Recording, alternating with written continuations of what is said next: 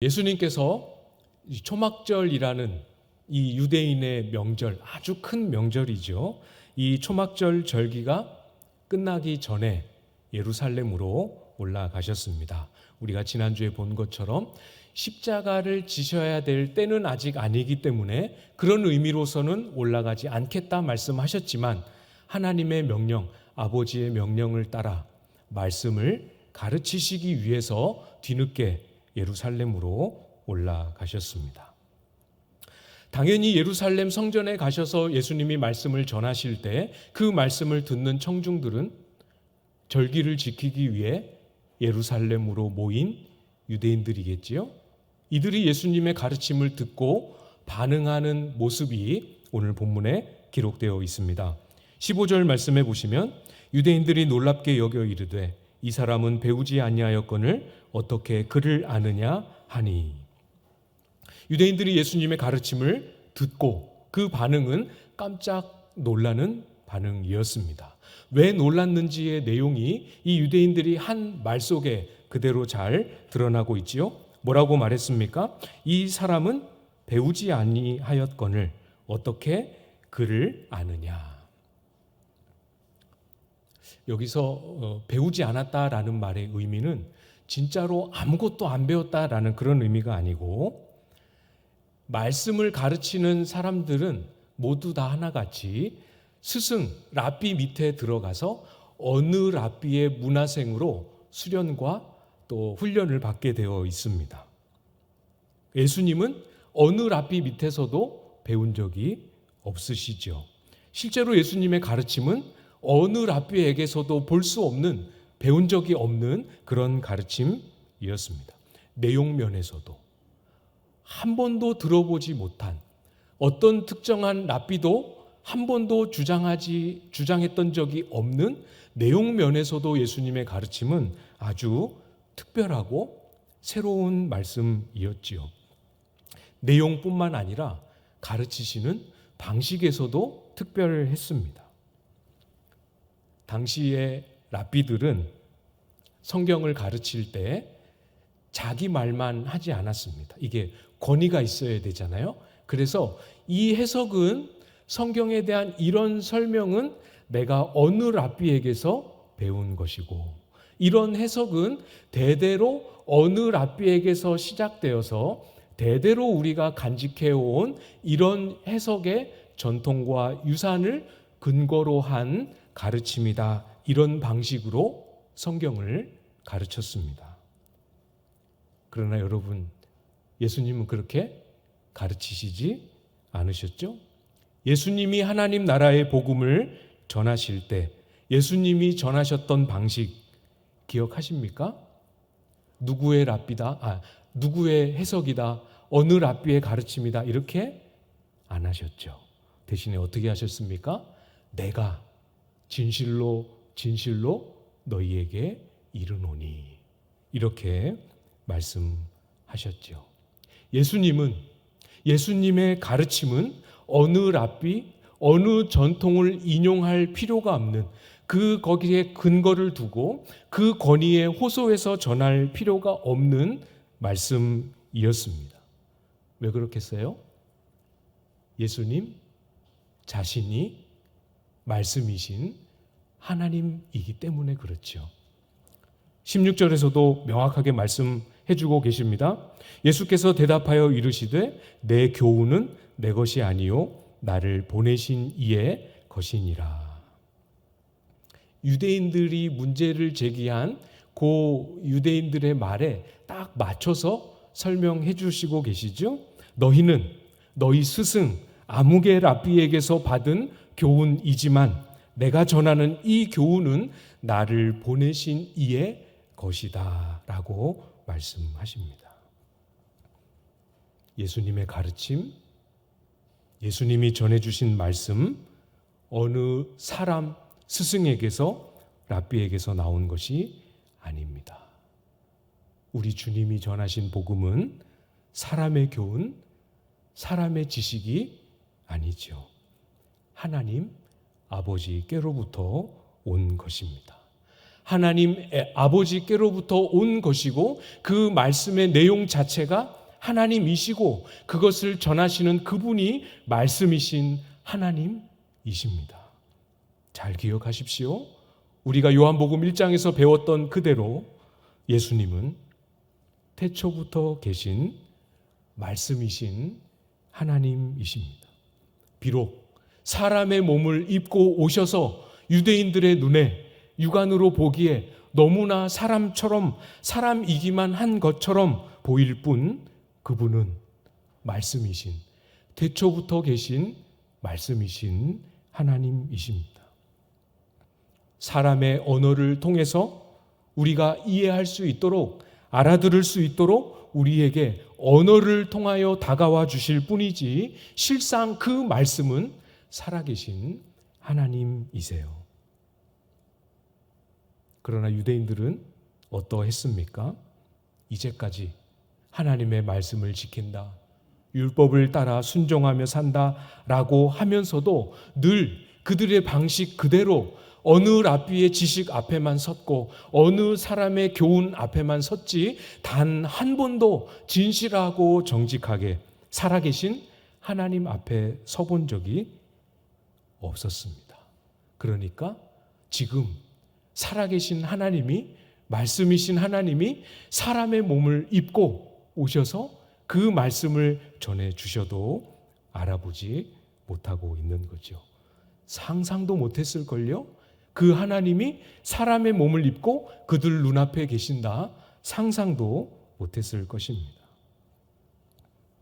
그러나 그들이 상상을 하든 못하든, 그들이 인정을 하든 못하든 살아계신 하나님은 사람의 몸을 입고 말씀으로 그들 눈앞에 임재하여 계십니다. 그리고 그들은 하나님 앞에 서 있었습니다. 여러분, 말씀을 듣거나 또 읽을 때, 묵상하실 때 마음에 그렇구나 하는 깨달음이 오시는 경험 많이 있으시죠? 때로는 말씀이 늘 읽었던 말씀인데도 그날은 특별히 더 위로가 되기도 하고 격려가 되기도 하고 때로는 마음의 찔림이 되기도 하고 그렇지, 내가 이렇게 살아봐야 하지 않겠나 하는 도전과 결심을 우리의 마음에 심어주기도 하지요. 때로는 이 말씀이 이런 뜻이었구나라고 이해되고 우리의 생각에 변화를 일으키시는 그런 방식으로도 말씀이 우리 속에 다가오게 됩니다. 이게 무엇입니까?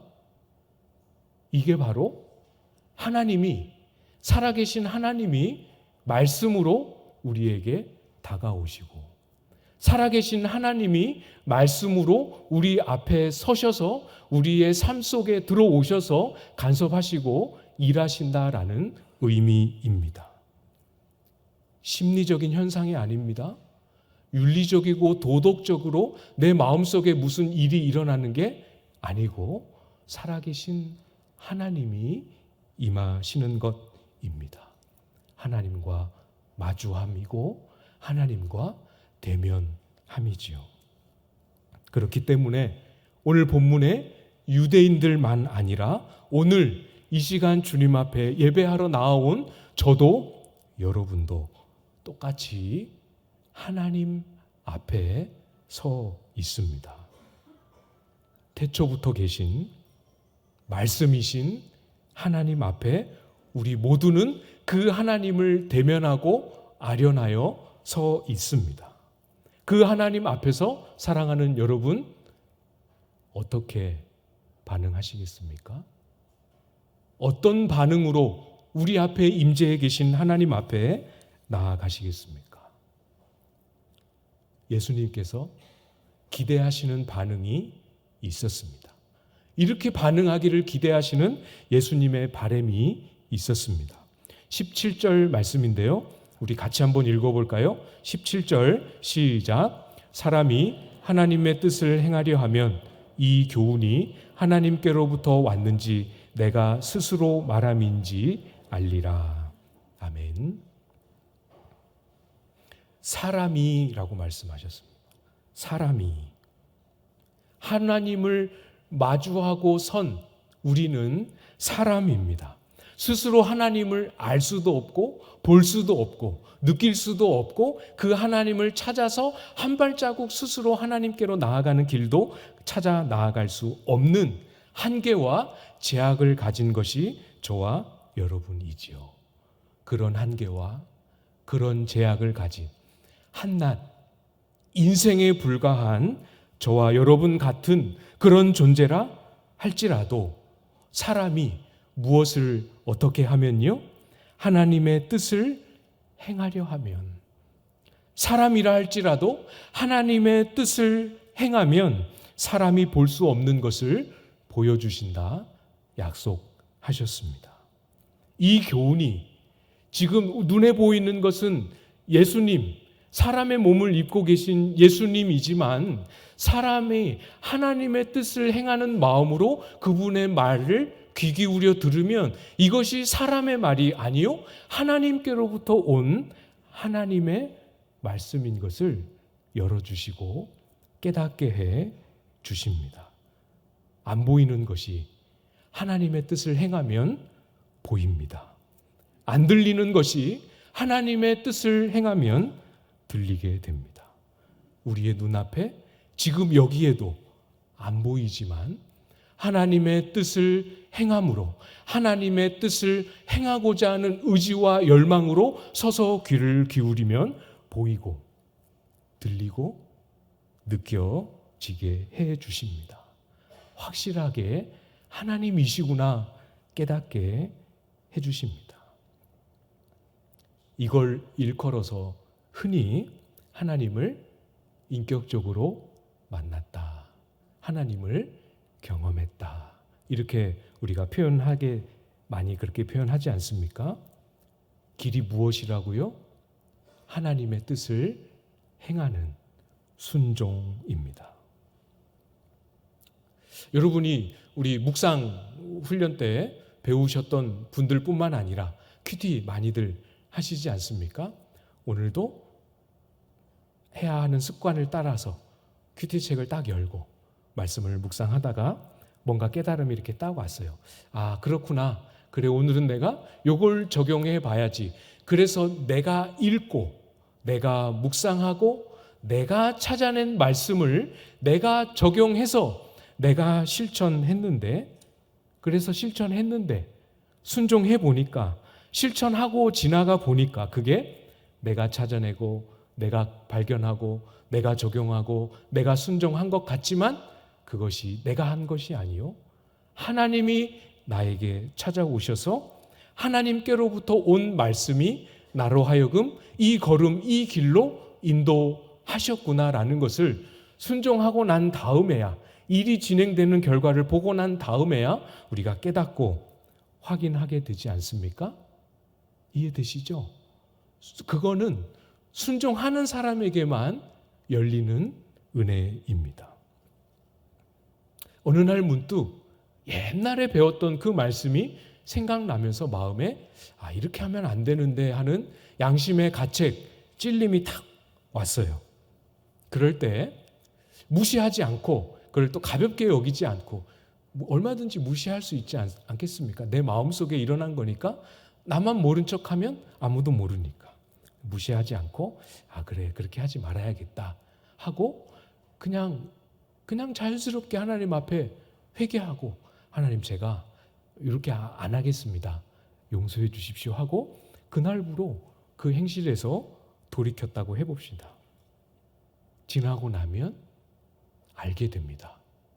그때 마음이 찔림이 내 마음속에 딱 왔을 때 그때 하나님이 나에게 역사하시는구나 이런 인식이 전혀 없었지만 그냥 마음의 찔림을 따라서 회개하고 돌이켰지만 지나고 나서 보면 순종하고 난 이후의 삶의 결과를 되짚어 보면 그때 그 순간에 하나님이 나를 불쌍히 여기사 찾아오신 것이었고 하나님이 임재하신 것이었고 하나님이 나에게 그 귀한 목소리를 들려주신 것이었음을 알게 되지요. 경험해 보신 적 있지 않으십니까? 순종할 때에만 열리는 은혜가 있습니다. 우리가 이제 수요일마다 지난 수요일부터 시작했죠. 다윗 인물 중심으로 우리가 말씀 나누기 시작했습니다. 요나서 아니에요 하시는 분들 수요일에 안 나오셨다는 증거죠. 네.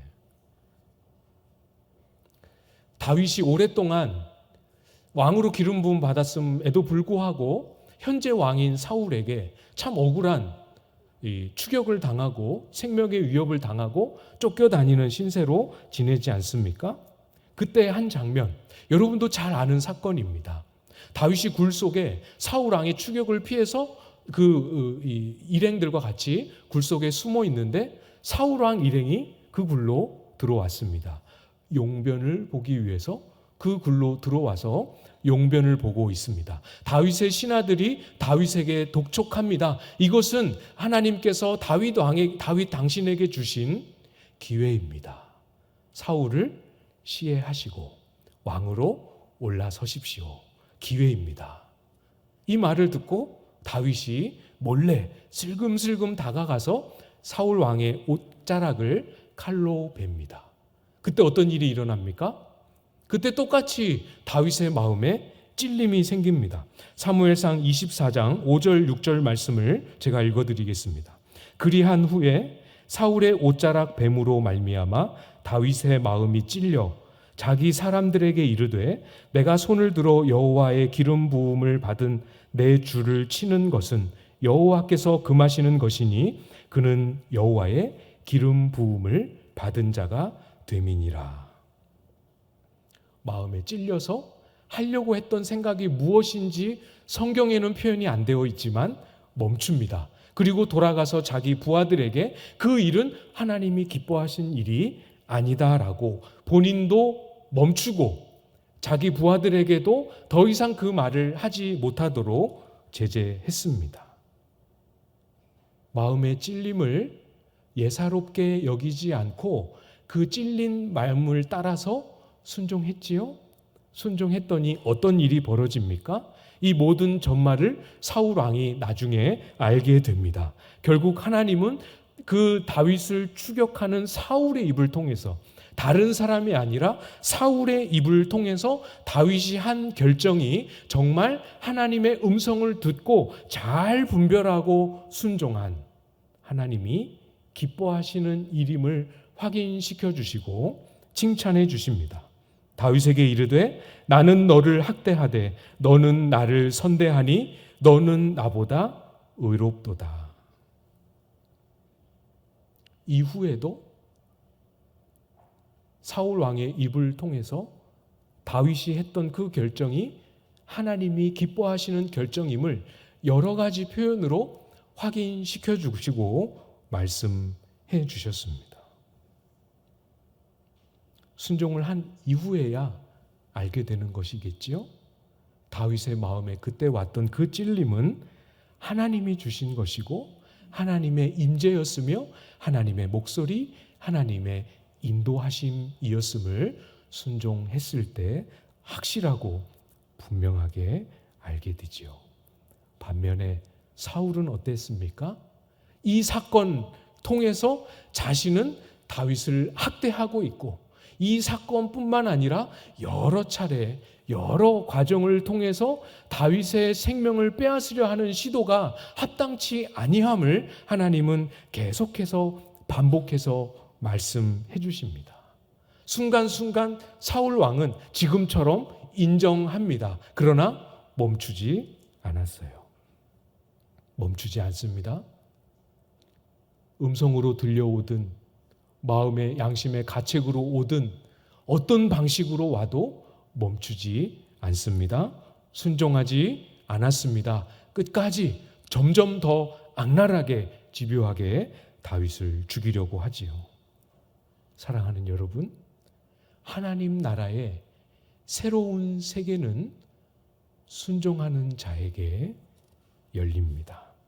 비록 작고 연약할지라도, 사람에 불과할지라도, 사람 손으로 할 수 있는 것 겨우 몇 가지 하는 정도에 불과한 것이 우리의 현실이라 할지라도 하나님의 뜻을 행하려 하는 자에게 눈을 열어 보여주십니다.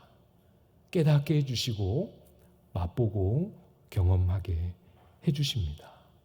이 교훈이 하나님께로부터 온 것이구나 하는 사실을 깨닫게 해주실 뿐만 아니라 더 크고 놀라운 것도 약속해 주셨습니다. 18절도 보시면 스스로 말하는 자는 자기 영광만 구하되 보내신 이의 영광을 구하는 자는 참되니 그 속에 불의가 없느니라. 사람이 하나님의 뜻을 행하려 하면 하나님께서 그 사람에게 하나님의 영광을 보여주십니다. 반대로 행하려는 마음 없이, 행하고자 하는 실천과 순종 없이 멀리 서서 팔짱 딱 끼고, 이렇게 팔짱 끼지 말라는 그런 뜻이 아니고 마음의 팔짱을 이렇게 끼고 바라보기만 하면서 어떻게 얼마나 잘하나 보자, 어떻게 역사하시는가 한번 보자, 그런 마음으로 말씀 앞에 서면 하나님의 말씀이 아무리 들려줘도 그것은 그냥 설득력 하나도 없는 기독교가 주장하는, 여러 종교 중에 하나인 기독교가 주장하는 그냥 종교적 신념에 불과한 것이지 어떤 마음의 감동도 생명의 역사도 일으키지 못합니다. 멀리서 마음을 이렇게 띄워놓고 멀리서 바라보기만 하는 그런 마음으로 들으면 말씀은 하나님께로부터 온 것이 아니고 그냥 목사님이 하시는 잔소리, 나의 시간을 뺏는 하나님의, 기독교가, 교회가 주는 요구, 나에게 불가능한 충성을 계속 강요하는 불편한 잔소리로 들릴 수밖에 없게 되지요. 그러나 말씀을 행하는 자, 순종하는 자에게는 순종하기 전에는 절대로 보지 못했던, 상상할 수 없었던 것들이 보이기 시작합니다. 오늘 18절에 자기만 위하고 자기 영광을 구하는 그런 세상에서는 절대로 만날 수 없는 거룩, 그런 세상에서는 절대로 경험할 수 없는 의로움, 그런 세상에서는 절대로 맛볼 수 없는 영광이 순종하는 자에게 주어집니다. 경험되는 것이죠. 우리 교회에 적지 않은, 이미 하나님의 부름을 충성스럽게 감당하고 천국에 가신 분들을 다 포함해서 우리 교회에 정말 많은 믿음의 지체들과 선배들과 동역자들이 힘에 지나도록 충성하며 순종하며 헌신과 사랑으로 섬겨 오셨고 지금도 섬기고 계십니다. 모두가 다 그렇게 살아도 나는 그렇게 살고 싶지 않아요. 아무래도 하기 싫고 아무래도 마음이 달라지지 않고 아무리 뭐라 해도 내 마음속에 뭔가를 해봐야겠다라는 그런 부드러운 마음, 새로운 마음은 도무지 생기지 않는 그런 시간이 너무 긴 채로 살아가고 계시는 분들 혹시 이 자리에 있으십니까? 순종 없이, 하나님의 뜻을 행함 없이 우리의 영혼의 생명력, 우리의 영혼의 자라남, 이 땅에서 맛보는 천국의 보배는 없습니다. 그냥 사람이 할 수 있는 것 하고, 그냥 사람이 할 수 있는 그 한계 안에서 머물면서 그 한계 안에서 만족하며 살아가는 것이 전부일 수밖에 없지요. 우리에게 약속하신 천국의 보화가 이 땅을 살아가는 우리의 삶의 자리에서도 소유하고 누려지는 길은 딱 하나입니다. 주 안에 사랑하는 여러분, 주님께서 우리에게 순종하는 자에게, 하나님의 뜻을 행하려는 자에게 많은 것을, 정말 보배 같은 것을 약속해 주셨습니다. 그러나 여러분, 생각해 보십시오. 주님께서 우리에게 이 보배와 이 보화 같은 것을 아무것도 가르쳐 주시지 않고 아무것도 약속해 주시지 않았다고 생각해 봅시다. 순종만 말씀하시고 아무것도 약속해 주시지 않았다 하신다 할지라도 태초부터 계신 말씀이신 하나님이 우리 앞에 계신다는 그 이유 하나만으로도 우리는 마땅히 그 이름 앞에 무릎을 꿇어야 합니다. 예수 그리스도가 사람의 몸을 입기는 하셨지만 말씀으로 세상을 창조하실 때 함께 창조하셨던 그 하나님이시다라는 사실 그 하나만으로도 우리는 그 앞에 무릎을 꿇어야 마땅합니다. 보십시오. 주님 다시 오실 그날 되면 모든 무릎이 진짜로 예수의 이름 앞에 꿇게 되는 놀라운 영광을 우리는 목도하게 될 것입니다. 그때 꿇는 무릎은 이미 늦은 것이죠. 아무 약속도 아무 보증도 없다 할지라도 우리는 예수가 하나님이시라는 사실 하나만으로 그 이름 앞에 무릎을 꿇으며 하나님의 뜻을 행하겠다 작정하며 엎드려야죠. 그러나 여러분, 하나님이 우리에게 그렇게 말씀하지 않으셨죠. 얼마나 많은 걸 약속하셨습니까? 얼마나 많은 격려로 우리를 북돋아 주십니까? 얼마나 많은 시간을 주심으로 우리를 다시 기다리시며 또 다시 처음 하는 것처럼 우리를 초대하고 계십니까? 사랑하는 여러분, 주님 앞에 예수 그리스도가 하나님이시지요. 예수 그리스도가 하나님이심을 저도 믿는 그 마음으로 제 무릎을 주님께 꿇겠습니다. 주님의 뜻을 행하겠습니다. 제가 미뤄왔던 것, 제가 마음에 숨겨두었던 것, 약속했지만 아직까지 지키지 못하고 있었던 것, 양심의 가책으로 늘 떠오르지만 한 번도 진지하게 여기며 순종하지 못했던 것, 오늘부로 주님 앞에 무릎을 꿇는 이 시간부로 주님 앞에 순종하겠습니다. 주님, 저에게도 사람이 할 수 있는 것 말고 하나님만이 하실 수 있는 그 놀라운 일, 우리의 삶에, 저의 기도에, 우리 공동체에 허락해 주십시오. 그 믿음으로 우리 앞에 보이진 않지만 우리 앞에 계신 주님께 그 믿음으로 고백하며 반응하며 나아가는 저와 여러분들 다 되실 수 있기를 주님의 이름으로 축복합니다.